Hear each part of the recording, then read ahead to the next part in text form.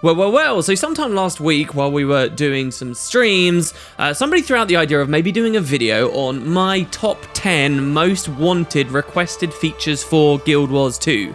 And that's kind of an interesting concept. Usually I can rattle out tons of ideas very, very quickly, and it turns out a lot of those over the years have even ended up coming true. Stuff like, hey, I wish there was a free-to-play option for Guild Wars 2, that might really help, say, the PvP scene. Turns out the PvP scene really needs elite specializations, and they're not included with the free-to-play package, so that's not quite exactly how I envisioned it in the beginning, but still, this has always been a fun idea, right? And we have had a lot of cool stuff going to the game, so what would my top 10 requests be of the game now? Well, I decided to indulge myself. I had a bit of a think. They were all pretty easy to come up with, actually, except maybe right towards the end, suggestion 9 or 10, maybe I struggled a bit to find, but I think if you really did put some time in, we've all got a lot of different ideas of things we'd like to see. So today, I'm going to give you my top 10 ideas. There are a couple of caveats before we go in here, and I'll just disappoint you guys straight away by explaining them. Number one, I have nothing to add really on World vs. World. I've not played much World vs. World for a long time, so really none of these suggestions are dedicated thinking about that. Let me disappoint you on that there right away. But also, really importantly, I don't want to go too big picture on this. It's really easy to say, oh, I want a billion of this, and this, and encompass it all under one header, one idea. But really, I think that that's a bit pointless to go into, right? I want kind of almost realistic, near actual implementation ideas. So people, again, who watch the stream will know my desperate desire to see some kind of massive core tier overhaul, a change to the way that the loot works, an idea of implementing PvE leagues like we see in games like Path of Exile, and much more. But it's just too much to talk about here. As much as I do want to share that with you guys, let's keep it a little bit realistic. Also on my channel before, I have talked about lore books, I have talked about wanting bestiaries, a codex, location-specific lore. I think all that stuff would be amazing, but I actually kind of see that as content, not features, right? Like, it's a feature to have a codex and to have a bestiary, but it's 90% defined by its content, right? All the new lore that they have to write. So I'm not including that either. All right, there you go. So 10 features. Let's jump in. I'll go with number 10 first, so the less exciting stuff, and we'll move on to some of the others. Have in mind what you want for your list, guys, and maybe as you go along, put it down in the comments. I'd be pretty interested. Alright, so let's kick this off with number 10, what I'm calling the Guildhall Activities PvP Bridge. Alright, it's not the greatest name, and that's because I'm trying to throw a lot of different features really under one header here, like I said I wasn't going to do, but let me explain. To be honest, even this would be a little bit higher on the list, but I'm sort of editing it in at the last moment to replace a kind of crappier discussion about chat features and the fact I want to see account names in mails because it's really annoying as a guild leader to give people ranks. So what I'm talking about here, so this is very PvP focused, but it's kind of based on a really good memory I have of the very first Winter's Day, the first Christmas in Guild Wars 2. I'll always remember that first time when I personally was going pretty hard on PvP, and I and a few of my other PvP buddies saw how awesome the snowball fights were and how awesome the snowball fights could be if you could only queue into proper games for them. I'm not the only person who has been in this situation where I've really taken a liking to one of these activities ArenaNet's made in the past. There was a bit of a community around Keg Brawl for a while, and presumably still is actually, that felt the kind of similar situation. But unfortunately, because the activity system has always been a very fast, very loose, very casual style of play, not too dissimilar from hot joins, there hasn't been much opportunity for the community to really take these things seriously and play kind of real matches in these game types. And snowball fights, if you're recalling Guild Wars 1 even, people saw that potential there too of how competitive and how fun this game type could be when the devs have really good control, specific control over every skill everyone has. And I feel like that's gone to waste. So one of the main features I'd like to see go into Guild Wars 2 is the ability for players to use both the PvP queuing system as well as perhaps even their Guildhall portals to form real teams and enter into activities year-round. And specifically as well during festivals. So what I want to see is then bring back the equivalent of the GW1 Gamer title track, give it real rewards, real incentive for us to play both in solo queues, duo queues, or team queues in some of these cool game types that they've made. It doesn't have to get super super crazy serious with their own leagues and stuff, but just some ability for people to do this would be awesome. At Halloween, for example, which we've got coming up, you'd be able to queue ranked or unranked, just like normal, as stuff's going on right now, but then you'd add another section, the festival/activity section. And here, if you choose to queue in there with however many people, or even alone, you'd get to vote, and you'd be able to vote on the activity for the day, say South Sun Survival, or you'd be able to vote on the Lunatic Inquisition, or Reaper's Rumble. Yeah, I really do mean Reaper's Rumbles, so you guys might remember the original Halloween had a whole cool MOBA-style PvP game type that we only got to see that year, back in 2012, and since then, they removed it, and we've not got to play it again. The footage you're looking at in the background is very old footage from my channel. I always wondered why they removed this and didn't bring it back. Perhaps if that reason's because of spread player population, they don't have that issue anymore with the current queuing systems that we've got in the game. People could just vote on whichever one they want. I mean, hell, you could even add the clock tower into something like this, because that functions like a little round-based PvP game type, essentially. So when festivals wouldn't be running, you'd push this to just let people queue into the daily activity. You'd have real keg brawl matches and real people having fun in this stuff and giving their teams things to do in that time where perhaps they're not fancying any regular Guild Wars PvP. I think that would be awesome. Moving on to number 9, I've got aura slots. Okay, so this is a pretty highly requested feature, and I think a lot of people would actually put this a lot higher on their list, especially if you're a veteran of the game, if you play a lot of Guild Wars 2. But in all honesty, I see this as one of those features that some people really want, but generally wouldn't have that big of an impact on the game. So what is this feature? This is the idea of, you know, how you can press H, you've got your gear at the moment, you can select your gliders, your minis, you'd have a new little subsection there, which allows you to choose auras. And as you get stuff in the game, like say the ghostly infusion from the original wing of the raid, then that could now unlock for your account, and you can assign that accordingly as and how you like, without having to rely on very specific trinkets, which sometimes are only of exotic quality, and that sucks. It means you can't actually be as good as you can be just because you want to do something specific cosmetically. The idea of having to have crappy gear just to look a certain way really isn't on theme with what Guild Wars 2 is all about, right? So yeah, you'd have a new section here where you can just assign auras like you would any other skin, and stuff like the Queen Bee would be able to be unlocked, the Super Adventure Box auras, the Ghostly aura, as I said, and even some of these ultra rare things like the Chuck Edge Sacks. The thing is, this is only number 9 for me because a lot of these items, I think it's only a very small section of the community who actually get to enjoy, and so the actual distance and aura slot system would go maybe isn't as great as, say, the salvage all improvement that they made quite recently. As an aside as well, by the way, some of these auras give you a unique effect when you take full damage. So the Queen Bee, for example, gives you a honey splat when you make a big drop, and I'd actually suggest if you were going to do an aura slot system, you'd tie that in there somewhere. Maybe you can give people a proper aura and you can give them a specific full damage effect. If you're going to add it, why not go the whole hog, right? Number 8.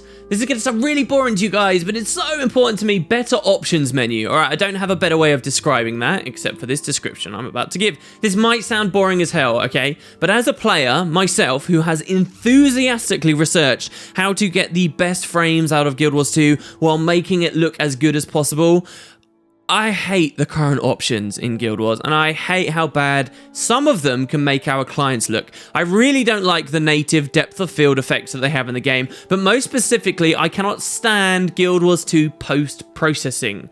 So what is that, you might wonder? Well, if you're a new player, you're probably going to go into your options if you've got a good PC, and you'll try and max it all out. And in fact, if you do choose best appearance, one of ArenaNet's preset selections for a variety of graphics options, it will turn on post-processing. So what does this mean? Most players have that post-processing checkbox on.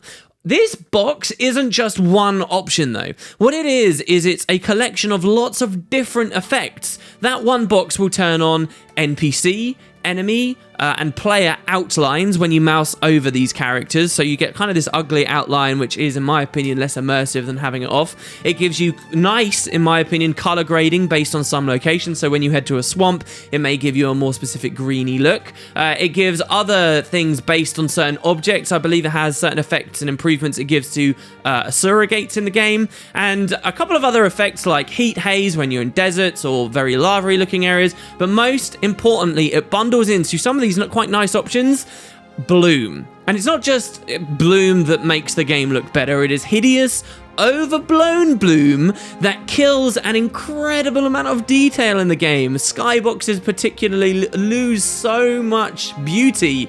My go-to example for this is Blood-Tide Coast, or even the Cursed Shore during the day, where it looks very golden, there's lots of detail. You turn that bloom on, it looks awful. It reduces your line of sight in a lot of places too. I know some people enjoy that very heavily bloomed high fantasy look, kind of that Fable 1, Fable 2 style, but I seriously cannot stand this. But I like a lot of the other things in the post-processing checkbox. Please, for the love of God, get rid of that checkbox and give us lots of individual checkboxes for all the different features so we can toggle them on and off as we like. The same goes for audio as well. I'll bundle this in here.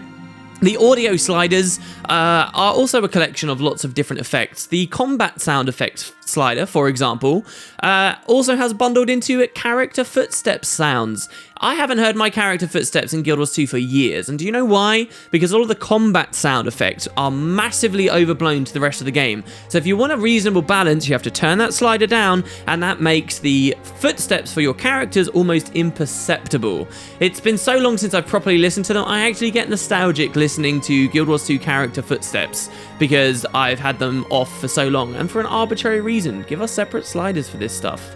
There are other things too that are getting a bit more niche, but I personally, and remember, this is a personal list, care a lot about. You guys should know I'm quite enthusiastic about VR. I did play with Guild Wars 2 in VR for a long time.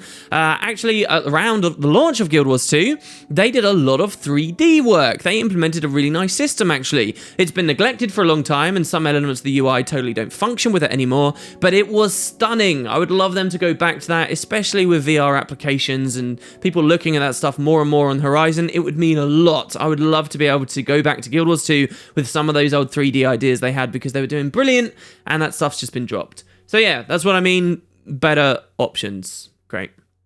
Number 7. And again, this is a big one I think a lot of people will have higher up on the list. Tutorials.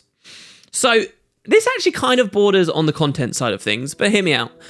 What I want are good tutorials that ease people into Guild Wars 2 and actually teach them about the depth of this game.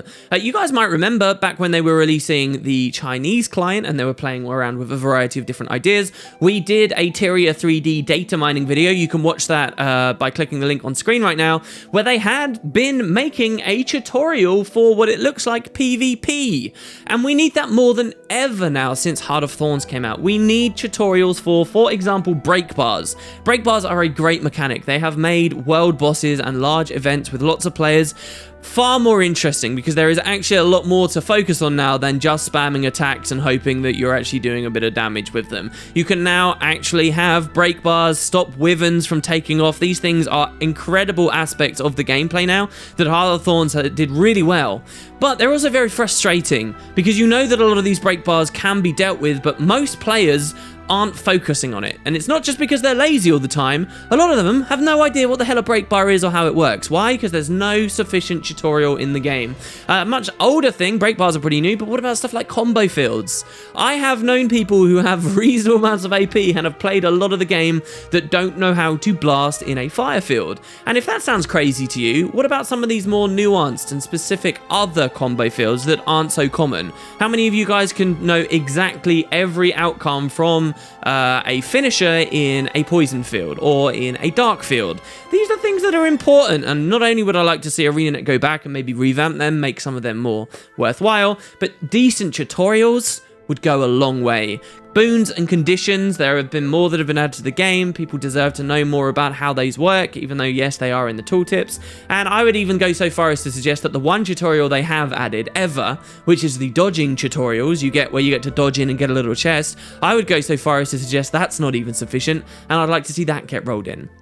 Now, really, it is kind of content-y, but I would also say against this suggestion too, that for PvE, none of this is really that worthwhile if it's just dumped in at the start of the game. ArenaNet have built a core Tyria that stresses you so little, ever since stuff like the ferocity update and changing the way that crit damage scales and so forth. You are so little stressed by the actual core game that you never have to engage with any of these mechanics, and so if they even did add a tutorial at the beginning of Guild Wars 2, I would say it'd still be fairly useless. People will forget about everything they learned over those next 80 levels because they would never have to implement any of it. So this would actually be something that would do much better in a real ulterior overhaul, but I guess we'll leave it for there. For PvP and for World versus World, I think it would mean an awful lot for the scene, especially these new free-to-play people who come in, try out PvP, have a real tutorial for them. Number 6, user interface manipulation. So I don't have this on my list just because it was something in Guild Wars 1, but because I genuinely have found myself desperately wanting it for a long time. So in GW1, for those of you guys who never played it, you were allowed to do pretty much anything you liked with your user interface. You could move your skill bar around the screen, you could move your health bar, you could move your energy meter, you could move your weapon sets, you could move anything except the little maximize, close, and minimize buttons that were on the top right. Everything else was fair game. You could change the scale of it and its position. The only thing they didn't let you to do with them was rotate, okay? Yet in Guild Wars 2, we have none of that. The devs at launch came out with some weird vague comments about how they wanted to promote a consistent look with their game. If people were watching Guild Wars 2, if people were playing Guild Wars 2, they wanted it to be recognizable immediately, and I understand the value of that, but I feel like this is one of those over-discussed things. The majority of your player base still won't manipulate their UI that much. You will have that consistent look, and I don't know how much merit that really has having that. Guild Wars 1, because of its user interface manipulation, even had a further community spread out of that, of people making homemade user interface skins through something called text mod. There were loads of different skins, and that's not happened in Guild Wars 2. You might think, oh, it's just because of the technology. It's actually not. I did a little bit of research into this recently. The successor to text mod, UMod, is open source software that is perfectly compatible with Guild Wars 2, except for some pretty big FPS issues. Anyone could have picked up that mantle. We could have had that same cool UI skin scene going on with Guild Wars 2, but we don't. And I think really a big part of it is because we just can't manipulate our UI very much actually there in game. It would mean so much more for casters. That's another little project I've had going on recently, and a lot more. I just don't see the reason to not have it. Let's get these features in there. Next, number 5. I want to talk about the guild halls just a little bit. Okay, so there's a lot that could happen with guild halls. And again, you could kind of count these as many different features. But what I want to hone in on specifically is the arena. As you guys know, I'm a guild leader. We run a lot of awesome events on streams. And specifically, what I found myself wanting more and more and more with ArenaNet's arena system in their halls is the ability to have more control over what people are doing in there. Yes, I want bigger arenas. Yes, I want to be able to make more floors to them and have more control over decorations. Yes, I want to be able to take kill floors and turrets and things and put them anywhere I like in the guild hall to make more interesting jumping puzzles and stuff. But I think above all, the main thing I would love to see is build enforcement. So if we were ever to get some kind of build template system, which is kind of its own topic in the game, I would love a feature that then ties this into the way that guild arenas work. What I mean by this is if I'm hosting a game type where I want lots of players to all be running one specific build where they're all guardians with hammers and certain traits, I'd like to be able to select what that build is and enforce it on everybody who enters the arena. Or unless people have defined that for themselves and they don't have it exactly how it should be, they're not allowed in. Right now, there's a lot of really great game types you could play in arenas in the guild halls that take advantage of all these awesome interactions with the PvE systems, but people don't really, because they rely on honor rules. And honor rules are great things when you're running very small events with closed, tight-knit groups of friends. But when it comes to bigger events, honor rules will only ever get you so far. I really think that these arenas could be huge for Guild Wars 2, a plethora of unending content, but without that extra little step there, and to be honest, quite a few other small ones, improvements to the arenas in general, we might not see us get the whole distance. So that is something huge I'd like to see. The ability to swap the kind of builds people are running, whether they're PvP mode, PvE mode, or World versus World mode, if we ever get separate splitting for that as well, like determining the type of balance you're under, would also be freaking amazing. So that's what comes in on number 5. Number 4, we're into the top 5 now, and now I think we're getting some pretty important ones. Next one is very PvP focused for me, but incredibly important. Daily spectate and the ability to spectate unranked matches and ranked matches perhaps on a delay. So basically a spectating overhaul, though I shudder to use the word overhaul. So component 1 of this, what I really want to see go into PvP is the ability for any old guy, not someone who's had to specifically go to ArenaNet and get permission to be a designated caster or whatever. I want your average regular player to be able to open a piece of their user interface and find unranked or ranked games that are going on right now and get in them and spectate and promote those live. Guild Wars 2 could be doing a lot better on Twitch. It could be doing a lot better with its strong PvP. It's a fun game to play. Why haven't we seen such a big community bud around watching it? Well, there's a lot of different reasons for that, but 2 of the big ones I think that ArenaNet can genuinely solve. Okay, problem number 1 is there is an inability for your average player to do that. You can't easily just go in there and spectate meaningful games. You basically have to watch random hot joins or go through the old rigmarole of pre-organizing a hot join between notable teams that are then going to go and scrim against one another. And most hot joins, there's no point in spectating them because the populated rooms are always the ones where people are just swapping teams on the fly and there's nothing meaningful about it. However, all the time now, since the new ranking system's gone in the game, there are unranked games going on. There are ranked games going on. That is a real game where people aren't swapping teams on the fly. They're genuinely fighting for the 500 points and it's a proper match.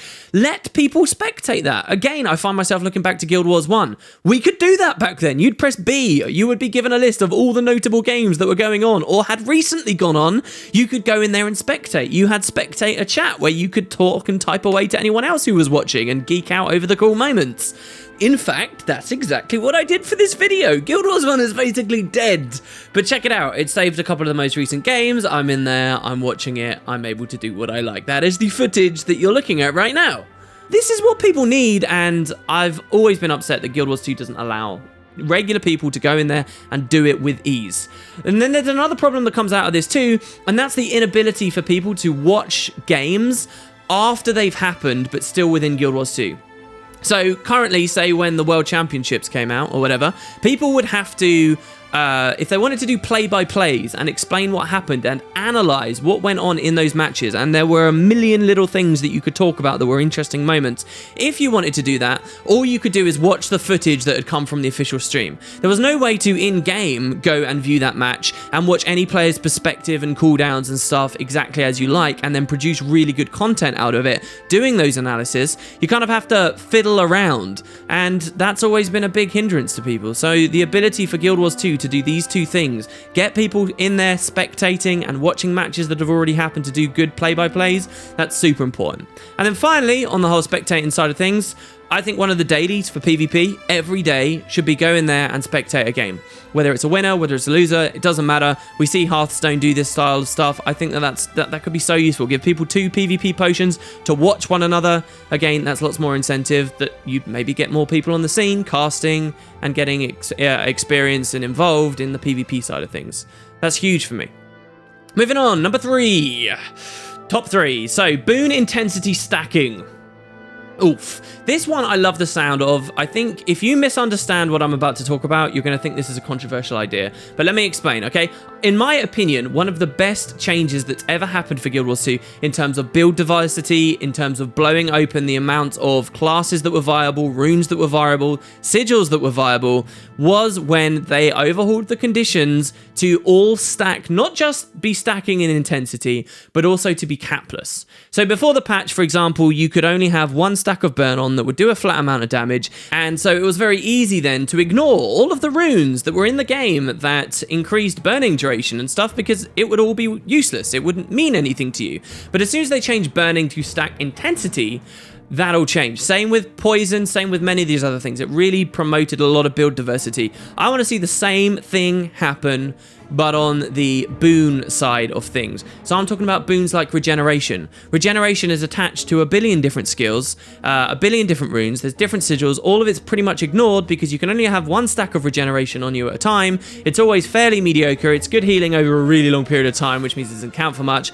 but generally, beyond that, it's pretty much ignored. And that's the same for so many boons. I want to see these things stack intensity, and I want to see the ones that already stack intensity, such as might, have their caps caps removed. I want capless might in the game, so that again, you don't hit this point continuously where, oh, I've already got enough might from just this very little stuff and there's no point ever going any higher. We have a major overabundance of might right now, and people actually being able to spec into it, I think would be really nice. Look at something like retaliation, right? If retaliation were to stack intensity and even be capless, imagine how that changes the dynamic of how we view, say, blasting in light fields. With the regeneration change, think about how that changes the dynamic of actually trying to shoot through water fields, because we know that that extra regeneration we're going to start proccing actually counts and means for something. So I think there'll be a sizable amount of you guys right now who are thinking, oh no, this is a terrible idea. And you need to understand something. This would obviously be suited and scaled so that it doesn't power creep. I'm not asking for retaliation to start doing billions more damage than it does today in such a way that it would completely break, for example, world versus world, where that's going to be a huge concern. I'm not asking for power creep on might so that we can run around with an easy 1,000 stacks of might that counts just as much as the old stacks of might did, and every bit more. This would be a job of changing the boons to stack intensity, but also to scale them appropriately so that at some point you hit diminishing returns, so that it doesn't scale completely wildly out of control. And that part, that bit there, that's the hard work. That's the bit that people would be getting paid to sit down and seriously chew on and figure out how it goes. If you're sitting there thinking that I'm asking for 3 stacks of retaliation to hit my foe 3 times as hard as it used to, that's a ridiculously simplistic view that has totally missed the point, okay? The idea is, imagine whatever the numbers would be that would make it work, and that would be the system you'd have. And I don't think it's an impossible task, it's just a difficult one. So yeah, boon intensity stacking. Moving on, number 2. Number 2 would probably be, in my opinion, and we'll see what people have to say in the comments here, what most people will put at their number 1, but I'm doing number 2 for it, build templates. I'm putting this at number 2, so this is probably the most well understood requested feature I think ArenaNet get across the board right now, and I really don't have to explain too much of this. This is a system, again, we had in the first game, where you would be able to quickly, on the fly, predefine a bunch of different builds for yourself, all the gear associated with those builds, and within 2 clicks of a button, swap between them. So if I want to set up a condition damage elementalist, and I want to set up a power elementalist, and I want to set up a healing elementalist, I can have all 3 of those saved, and as I click between these builds, it hot swaps everything for me. How deep this system goes is totally up to you guys. Some people have proposed systems whereby you unlock build slots in the gem store. That would be an excellent way for ArenaNet to earn a lot of money for the game and fund better development for future expansions and stuff. Some people have suggested being able to pull the gear and stuff directly out of your bank. It's kind of a further continuation on the default build system we saw go into PvP on the most recent Rising Flames patch. However deep you want the system to go is sort of irrelevant to me. I want some form of build templates that we can share online, we can experience together, and just that ease of being able to swap around, I think already will do a lot for build diversity in the game and people experimenting with new things, which is the lifeblood of continuing to have fun even after hundreds of hours of gameplay. And so, finally, number 1, what does WoodenPotatoes consider a cooler feature or a bigger improvement than all this other stuff? Well, for me, it edges out because of its simplicity to add, in my opinion, and that is, number 1, the 3 rune system. So I've actually done a video on this before. God, I'm linking to a lot of different stuff. There's a link on screen today if you want to check it out. I have talked about this. This would be the very simple change, 2 runes, which currently you wear 6 runes on your armor, and 3 of them are generally dedicated to giving you random stat boosts that hopefully are associated with the perks you're looking for. It would be a change whereby that goes away, and instead of having 6 runes, you instead just have 3. And those ideas of tying runes to certain stats goes the way of the dodo. We saw this happen already with traits in Guild Wars 2, and it did a lot for build diversity. I want to see it happen for runes. No longer would you have to ignore certain runes with cool perks like, hey, 10% damage from behind or the side, but oh dear, it's got precision on it. You can actually mix and match however you like. There's a lot of nuances to the way a system like this would be implemented, but that core idea of getting rid of, stripping away the stats tied to runes would explode build diversity across world versus world, PvE, and PvP, and I think it's a pretty simple change to put in there too, depending how deep you go with it. So do check out that full video if you want to see more thoughts of mine on that topic and when we talked about it several months ago. But there you go, guys. That was pretty quick for me. 10 features I'd love to see go into Guild Wars 2. Rated. Did I forget something? I have a feeling I might have. If I forgot something and you think I'm crazy to not have it on the list, let's get talking about it. I'd love to see all of your suggestions, guys. I think it'll be really interesting to riff off of one another. We'll see what you think about mine. Did I say something that would break the game and you hate the sound of? I'll hear about that just as much as any others. And until next time, I hope you're all having a wonderful time. I'll see you tomorrow. Have a good evening, guys.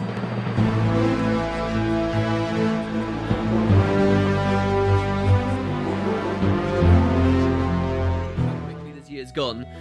Starting Patcher, and if you guys weren't around back then, it was absolutely insane. It was a move that completely